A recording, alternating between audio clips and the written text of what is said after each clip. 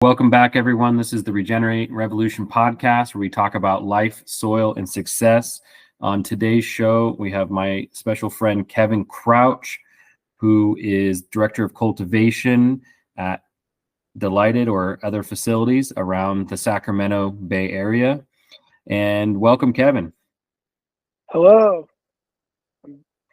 Kevin, I wanted to have you explain to everyone that's listening today just a general background of kind of who you are and what led you to be the Director of Cultivation. Yeah, sure. I was born in Sacramento, and I journeyed up to Humboldt and got a degree in wildlife biology up in Humboldt, 2003. And I had also the great intro to cannabis up there, and got started my love for gardening up there. And then when I moved back, I did wildlife biology, worked for Department of Fish and Game for a few years, doing wildlife surveys around the state, and started growing cannabis immediately, and kept that journey going, as well as doing wildlife biology work, both fish and game, and then did a private consulting gig for 15 years, where I did environmental permitting, endangered species work, and really traveled all around the state, offshore doing marine mammal work, spending days at a time looking at whales, and just really had a very broad experience being out in nature and ecology, wildlife, botany, and then started growing veggies and fruit trees. Everything in my backyard's edible. Started that probably in 2005-06, as well as just continuing growing cannabis for now over 22 years. And just I love gardening, no matter what it is. So it's just it's what feeds and fuels me and makes me happy. So let me ask you a question. Yeah. Let me ask you. I mean, this is a unique perspective because, me, I kind of got into this field in an odd way, right? I was an archaeologist, or at least I had a degree in archaeology and was going for my master's. But with you, wildlife, refuge and permitting and all that stuff. I mean, that's got to give you a unique perspective on nature, the way plants grow, I mean, can you bring any of that, or can you tie any of that into like how you treat the plant or how you approach growing? Yeah, absolutely. I do feel it is pretty unique, and I would say a lot of it comes from like the more of the scientific method, the wildlife biology background, and doing surveys and conducting studies. You always had a scientific method with a hypothesis and confounding variables, and you really had to lay out what you're trying to answer. And so farming and gardening is a direct correlation to that. And when you grow a plant that has a short season, you have that you feed that scientific method continuously over and over again throughout a year. So it really feeds it even more than a wildlife study or a botany study that's out in nature, where you have way more confounding variables. You're studying wildlife. Typically, you have multiple seasons, breeding seasons, and weather, and predators play a factor in there. So maybe 2 or 3 years before you can actually get a valid answer where you have minimized all your confounding variables. So indoor farming is really kind of cuts that into a much smaller window. So for me, it fed that more efficiently, really, than wildlife. And then I can directly take all that kind of scientific method and how I analyze things that happen in a grow, and use that and kind of analyze the data independently, and efficiently.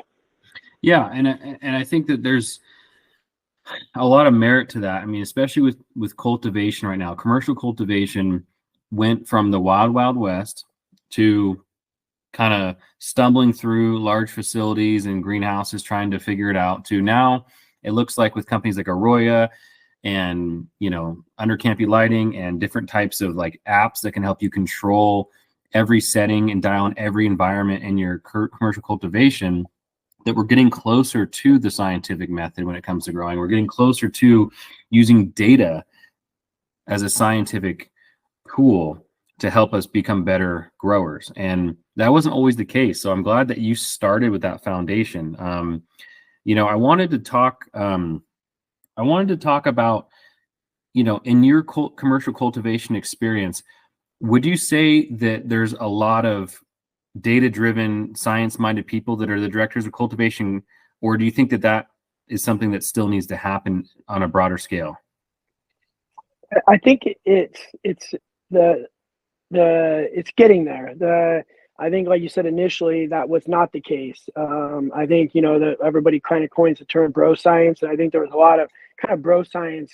Yeah. But now that we've been pushed to efficiency, and every kind of penny, every ounce, kind of it matters now. So I think to get there, you have to utilize data, and if you're going to be running a facility, you should know how to analyze that data, and know when you have variables in there that could affect things, and so the scientific method is definitely something that I think is becoming more common in directors. But I wouldn't say you have a lot of legacy brands that maybe that they don't have that, but it seems like a lot of the newer, bigger companies maybe go in that direction. And for the audience listening, they might be ignorant to what maybe some of these newer tools or these tools in general are. So walk them through. I mean, you operate a fairly large commercial facility in California comparatively to maybe the rest of the United States. I think you said it was about 1,400 lights. Can you walk them through some of the tools that are like more advanced, or just some kind of cool tools that you have at your disposal to help you interpret the data, or at least record the data? Sure. Yeah. Most of them are fairly known in the industry now, but I have 1,400 total lights, 1,170 flowering lights, and in that we have water content sensors, obviously climate sensors, and those are generally in every room and are monitored. We have a fertigation room that's very elaborate with autofill batch tanks. We have a fertigation skid that doses things appropriately, and it's monitored daily with pH, EC sensors, and with alerts that are sent out if things aren't correct, too low, too high. And that's the general, kind of basics. Most of your home grows would have something similar, just not quite as elaborate. And then I utilize other tools like FLIR cameras for leaf surface temp. I graduated from the traditional automotive laser to FLIR, which gives me a little bit better, more detailed picture of what's going on. That's a tool. You have quantum par meters to measure light. Your light intensity, so you're ramping up your lights appropriately, and you're not burning your plants. And obviously, a lot of your handheld anemometer, also your handheld calibration sensors. A lot of your standards, but really fine tuning all that equipment on a regular basis is you have something out of whack. You really need to know that, because it could cause problems that have cascading effects all the way down. Oh yeah, I mean, just I've been to some facilities where we've talked to directors of cultivation, and they're like, yeah, I mean, something as simple as they have an app on their phone where it's like, and they can adjust how much water is going to the plants, when the water cycle is turning on, how often they're watering and fertigating, and sometimes they accidentally, or maybe something glitched, and they're feeding or they're watering for 6 continuous hours, and and or maybe the emitters didn't turn on, or they got clogged and they lost thousands of plants. So I mean, these tools to me seem invaluable for being able to consistently produce a quality product, over and over again. And so that, I mean, I think that there's obviously a lot of benefit to like what we've been able to pull into the cannabis cultivation market, but I think there's some innovations too that are coming out, and I know you and I have talked about this in the past, but I mean, I'd like to get, if people don't know about this yet, some of the newest technology that's coming out now is under canopy lighting. Breathe life into your soil with GreenGrow. Organic, sustainable, all-in-one soil additives for your gardening and farming needs with the highest quality, non-harmful ingredients. Locally sourced, GreenGrow promotes probiotic soil building that will nurture and help your soil flourish, maintaining a living soil system for your plants to thrive. Easy-to-use products for all stages of growing. You take pride in what you grow, and so do we. Grow only the best with GreenGrow Biologicals. Order online or find your nearest location where GreenGrow products are sold. Under canopy lighting for plants. And I really think this is something we should talk to the audience about, because it's just becoming more popular now. And I think it's going to become the next 5 to 10 years of cannabis. So, I mean, would you be able to share with everyone, I mean, the concept of under canopy lighting, what its benefits are, and, you know, how it's deployed? Yeah, sure. So it is a new kind of a new innovative idea in growing, and it's the idea is you have your growing tables, and you're basically taking a 4-foot light and illuminating up directly to the under of the canopy, like what the name indicates, and depending on your plant count, how many you want, it will dictate how many you want. Typically, it's 2 per table, and and the idea is you're providing light to the lower sections of the plant that generally don't get that much light. When you're top lit with either LED or HPS, you may only get half the penetration down in your canopy. So the under canopy light is blasting it from underneath, and you get a little bit more uniform lighting. As well as things that I've noticed is heat. You generally, if you're growing an HPS room or a double stacked LED like what I have, sometimes your canopy upper 6 inches can be much warmer. You're trying to trap heat in there, and so you're going to have a heat gradient as you go down in the canopy. Well, if you're and that can be good and bad if you balance it correctly, and you're really trying to push yield. You want that heat to a certain point, and what the under canopy does, it also heats up the middle part of the middle to lower part of the canopy, so you have an even VPD of your whole plant. So your plant is kind of a little more uniform, rather than having the upper canopy is a little warmer and the lower canopy that's cooler. And what the under canopy also does is that uniformity creates a little more uniform color. So purple is the anthocyanin. Anthocyanin is the purple pigment responsible for purple coloring, and so you'll usually get a little more color in your lower part of your canopy. They'll swell. You'll have much larger flowers, and I was a bit of a skeptic when it first came out, and I've now tried 4 different lights at the facility, and without a doubt, I'm no longer a skeptic. It definitely it increases your yield, your color, and it really is a benefit. And so it's there's different ideas of spectrum that play in there. And so there's all different kinds of brands out there, and so depending on what you're trying to do to your what you're trying to supplement with is will kind of dictate what brand you want to go with. Yeah, and I mean, we just kind of went to a Grower Connect event in Sacramento last week about this, and we were just talking about how, I mean, everyone in these facilities is looking to now tune in, maximize, and optimize how much the facility can produce, the quality they can produce, and obviously optimize costs. So, I mean, have you seen that? So the basically, in your opinion, under canopy lighting, the costs definitely are overshadowed by the increase in quality, yield, and other factors, right? Yeah, definitely. So I think you have to probably weigh out your electrical load, because you're going to increase. Typically, I tested. I had one company, Faven, that I tested 2 lights of. It was an 80 and a 120, and I saw a noticeable difference between both those fixtures. And the 120 did perform better, and also had more color in the lowers. However, you have to account for that 120 watts. So, you have a table, per table, you're going to increase, your electrical load as well as your electrical costs. So you have to account for that. And as long as you can account for that in your grow, your yields will definitely show. Your power bill is going to go up, but that's nominal compared to the yield you're going to get.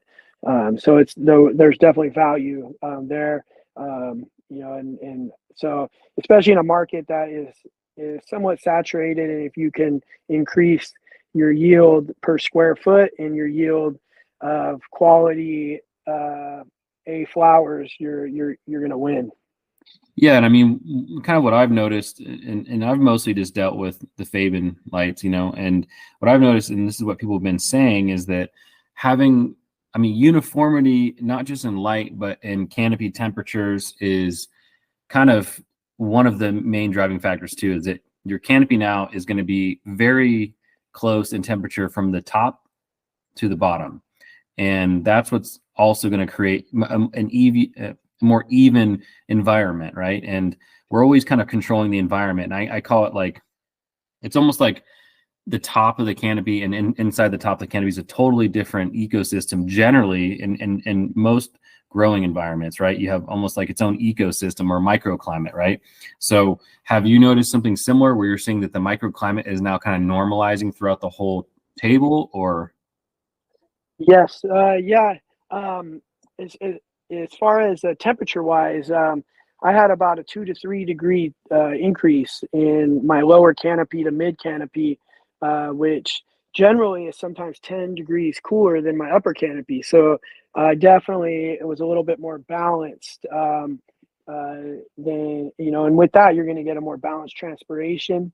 And so with that balanced transpiration and respiration, you're going to have, the microclimates in the internal parts of the canopy are going to be a little more uniform than just the heat load causing, a little more transpiration up top. You're going to have that balanced. And like you said, I think that is a big driving force beyond just the light itself. I think it's the balanced canopy, climate in the canopy.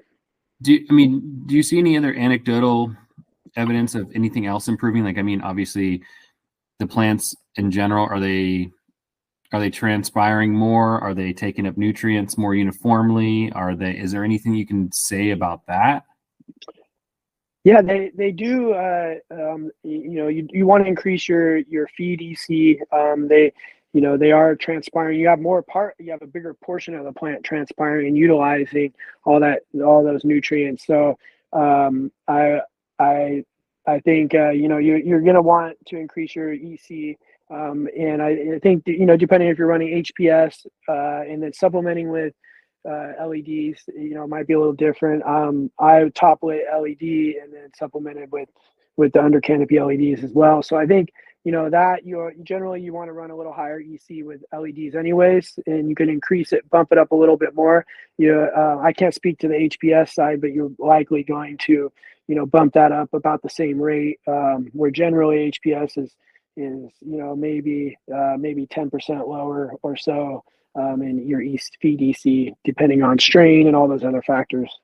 Yeah, and for me, obviously, I come from the microbiological perspective, and we're always trying to push more biologicals into these indoor facilities, which historically are fairly sterile environments because of the way that they're growing, or they're just trying to keep things as clean as possible. But what I've noticed is that obviously in a warmer substrate and in a warmer, generally warmer canopy or uniform canopy, the microbes will actually produce or reproduce themselves more. They will more evenly, more efficiently. And for me, I'm always wanting to spray, biology on the plants whenever I can. Have you noticed anything with like improved, any improvement in, how the substrate acts or the dry acts or anything like that? I can't say I've probably seen, let me back up. I would say yes, just generally because they're going to be feeding a little more aggressive. So, Yeah. you're going to get a bit more, a bit larger, potentially larger dryback if you just had a plant without under canopy and with. You're generally going to, because they're going to be feeding a little bit more. You're going to see that just as part of the process. And I can't really. It would be hard for me to say if the under canopy, though, the actual light itself was drying out the substrate anymore, just because I feel like it's probably more the feed, and they're going to be Yeah. eating a little bit more. Um, uh, um, and I think with the balanced climate, and stomatas are generally on the bottom of the leaf, and I think that's kind of a different idea, a different thought. You have light and heat blasting up at where respiration happens, and I think that's generally, it's going to create a little bit more of that humid environment, for which is balanced, in a good way, not in a bad way. And so I think that's probably gonna do something to the microbes as well, especially if you're foliar spraying, or applying it, and it's they're a little shallow on the surface. I'm not sure, but I would think they would Yeah. have some sort of change there. Yeah, and it sounds like, I mean, overall, I mean, you believe, and I feel like I believe too, and I'm becoming a believer, is that under canopy lighting is something that really, I mean, it should be, and it could be introduced into almost all indoor large facilities to just improve overall functionality and production, right? I mean, that's kind of what the antithesis of what we're saying is. Yeah, definitely. I do. I think it's a way to really maximize your yield in the same footprint. And I think there's nothing in the field that's come out recently, besides maybe LED lighting, generally, that can say that same thing. And that you can take a facility and add this to it, and you're going to see a bigger growth than any one thing you could probably add. Particularly if you're a good grower and you have a good facility and you're kind of maxed out, you choose one thing to add that you're going to push beyond what you thought you could get. It's probably going to be under canopy lighting.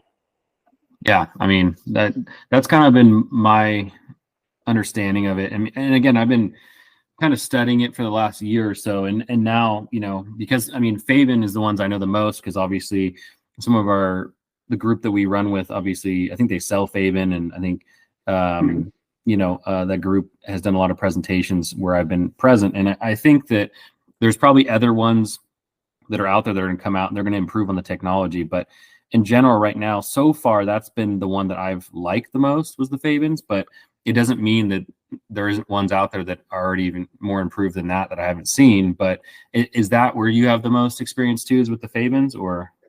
Yeah, I would agree. We tested 4 different fixtures, and in that one, we're still waiting on the final data on the Faven, but without a doubt, the eye test, it surpassed the other 3. And I think some of it has to do with the spectrum, the red spectrum in there, and then it's what the other benefit I see is the diffuser. We had flowers that were just sitting right on the fixture, just because it's kind of in the canopy. You're gonna get flowers sitting on them, or really close, and your first thought is bleaching. If your top colas hit your top lit LED diodes, you're either going to get burned or you're going to get bleaching, one of the two. And that was not the case with the Favens. They have diffusers that even though they throw a good PPFD, there is no burn, which was really cool to see. So you didn't really have to worry about where those buds landed. Obviously, you don't really want them on the fixture, but sometimes that's hard to control in a big facility. As well as you also prune less with under a canopy. You're not going to take off. You're not going to skirt and lollipop like you used to.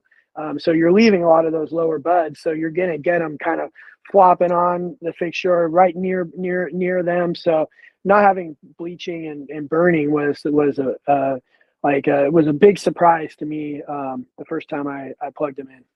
Yeah, no, I mean, I think this has been a great intro for under canopy lighting for everyone who maybe isn't aware of it. I mean, Kevin and I are going to come back probably later in the season and talk, maybe even with the Faven guys or some other under Canopy guys, to really discuss a whole podcast worth of knowledge to kind of discuss this topic. This is just more of an intro for everyone listening. And so yeah, I'm glad we were able to touch base on that. So when we get back from the break, we're going to discuss something that I think is on everyone's minds now, or becoming everyone's minds, is the terpene gap, right? Where there's terpenes that are not being expressed, or they're not getting the higher terpene levels they want in some of these commercial facilities because they've kind of gone to this whole more sterile growing environment. So when we get back from the break, we're going to talk about how to improve terpenes in a commercial facility, and what are the best practices. So stay tuned.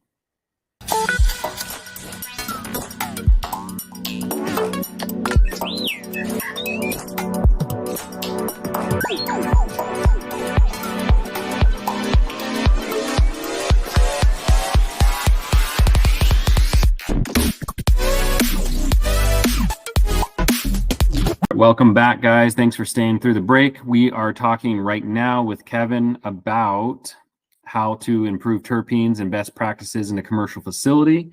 And I kind of wanted to start off the conversation with my experience. All of my research the last probably 10 years, but definitely in the last 3 years, has been pointing towards there's a correlation between terpenes and biologicals. And what I've discovered is that obviously terpenes are a biochemical signaling language between plants and their environment to help communicate. So it's a communication language, almost like, the plant has multiple terpene expressions like limonene and pinene and myrcene, etc.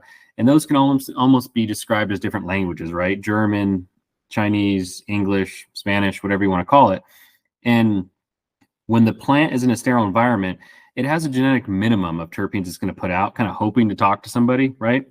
But when you get the plant into a robust environment with various different microorganisms in the surface, on the plant, in the soil canopy, or in the substrate, the plant tends to respond by issuing more terpenes. They have more people to talk to, so they're going to issue more terpenes. And the terpenes kind of tell the plant and tell the microbes, hey, I'm here. I'm attracting you. This is something that I need some help with. And so for me, I feel like in commercial grow facilities, especially the ones that are very sterile, they're always cleaning their lines. They're always kind of nuking everything from a biological perspective. They're going to have the genetic minimum expressed by the plant, right? I mean, for me, my study has shown that, plants are going to produce a genetic minimum between like 1.2 to 1.8% terpene expressions, right? And this is done through a test, right? When you're getting your THC and other things tested, you're also going to get your terpene scores tested, right? And so what I've seen is, to get into the 2s and 3s in a commercial facility, or even to the 4s, you're going to need to have or give that plant someone to talk to. And whether that be, foliar sprays with biologicals, or, direct injection, or, mycorrhizal fungi for the roots, every time you add a complex layer of microorganisms, inevitably what happens is the terpene scores go up, and in almost every single condition possible.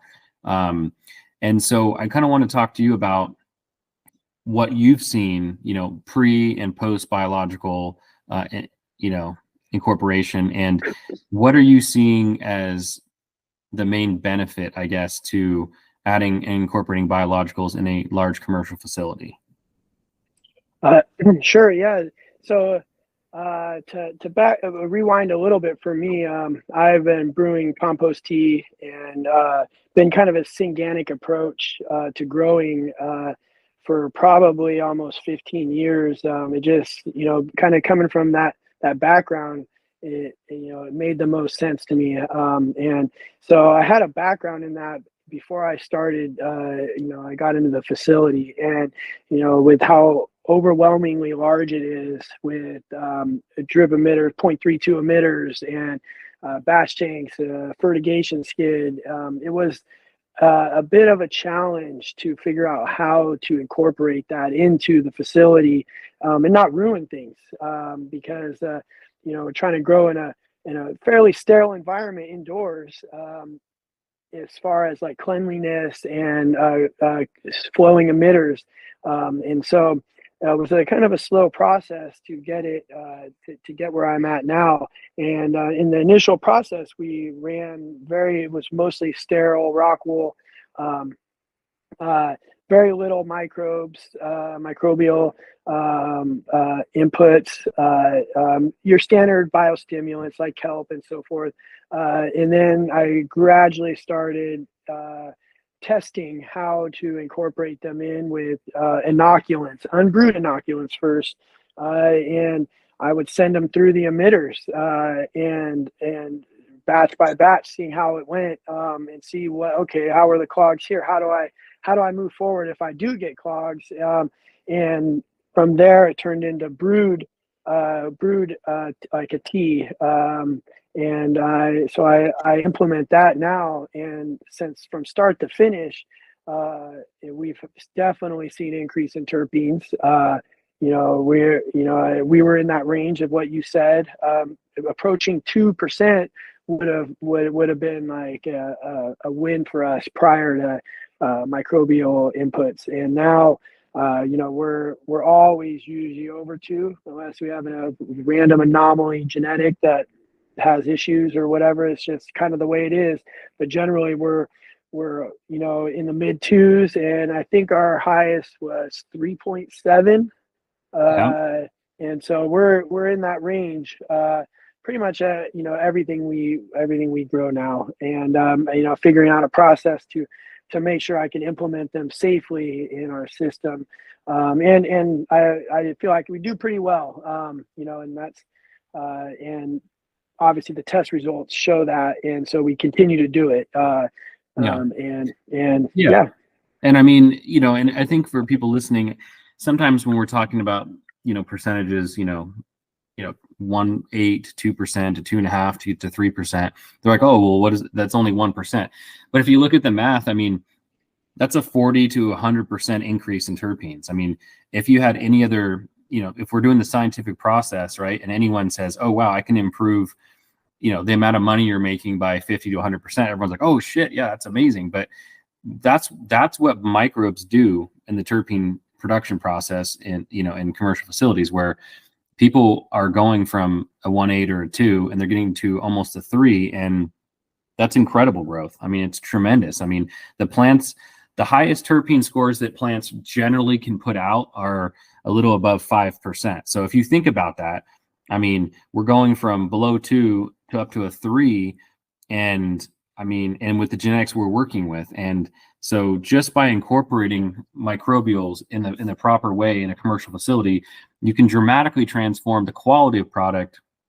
And as we are seeing now, the prices for your finished product go up when you hit all the scores, and when you hit higher terpenes. Obviously, it's not just about THC, it's about the whole profile. And like I've said a long time, I mean, to have even a 30% increase in terpenes, I think is a huge win. And we can usually, once we've dialed in the environment and dialed in the nutrients and dialed in genetics, the last thing is how do we improve the terpenes or the genetic maximum that these terpene expressions can hit. And so I think I like what you said about, it's a trial by error process, because everyone's operating off of different equipment potentially or different genetics. And so it's data driven, right? Yeah, it is, and I'm really pleased that the industry is going towards, higher terpene values over THC too. That's coming from kind of the old school.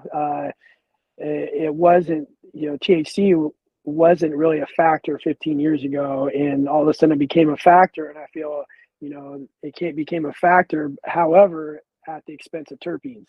And so now we're, that maybe is coming to the forefront again, and you can get them both, but really, I think the value is in the terpenes, and it helps with that entourage effect and all that good stuff. So I think I'm really excited, and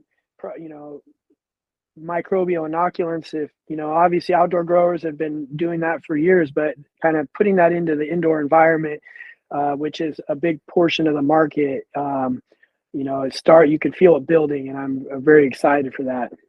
Yeah, and I mean, for me as entrepreneur, but also as someone who really believes in improving the quality of anything that's being grown and the sustainability of anything that's being grown, I just feel strongly that if obviously green grow makes a lot of biologicals that Kevin and other people can use, but we're not the only ones who make biologicals, and we're not saying just to use ours. We're just saying by just incorporating biologicals, we're going to change the face of commercial cultivation over the next several years, because we're getting into more of a mature market where people, just like with produce, I mean, you could go buy a box of raspberries from the store and it might be mass produced and the flavors is barely there, and then you go and grow them yourself and the flavor is so much better. The same thing with tomatoes, right? Same thing with lemon, same thing with rosemary. I mean, all these things have terpene profiles, right? All these plants, cannabis isn't the only thing that has a terpene profile. And I think people forget that terpenes are, basically, they're smells, they're aromas, but they're ways to attract life to the plants, because the plants don't just want to grow by themselves in a sterile environment that's monocrop. They want to have connection to the outside world. And that's what I feel like biologicals gives them. And so I think the next 5 years is going to produce more sophistication in the product, more sophistication in what the clients or the people that generally buy the product are going to say, hey, this smelled or tasted really good. I want more of that, and like you said, the last comment you said was there's an entourage effect where, the other, beneficial cannabinoids in the finished product all work better when you have a higher terpene profile. So, getting to that point in commercial cultivation, I think, is a must for anyone that's looking to survive. Yeah, as well as what also gets me excited too is I'm also about sustainability, and I think indoor cultivation, when you start seeing the benefits of it in a high value crop, it, it indoors, and there's more money put into it, and there's more spotlight put on where it's going to transition to other fields too. So Yeah.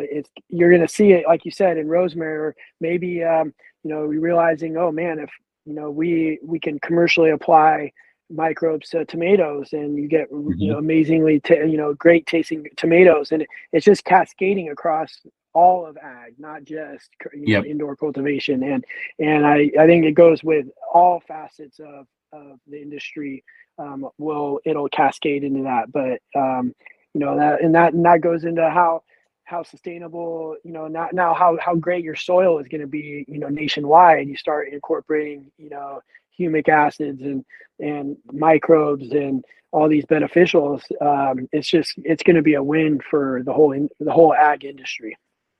Yeah, and I mean, that's kind of what I'm focused on. My career path is to, promote regenerative agriculture, and you can't really have regenerative agriculture without, microbes and biologicals, and just healing the soil and healing the ground, right? And so, I mean, that's my life goal, is to promote biologicals for all types of agriculture, and I'm hoping that happens. I'm really hoping that people get off I'm just trying to produce this as cheap as possible to I'm producing this so that there's a legacy brand here where people believe that this brand or this product that we're producing is something that's healing for the body just as much as it is, profitable for them. So, I mean, I'm glad that, I'm glad we were able to have that conversation piece. And again, we can probably come back and also have a whole discussion about genetics and terpenes in and of its own conversation, but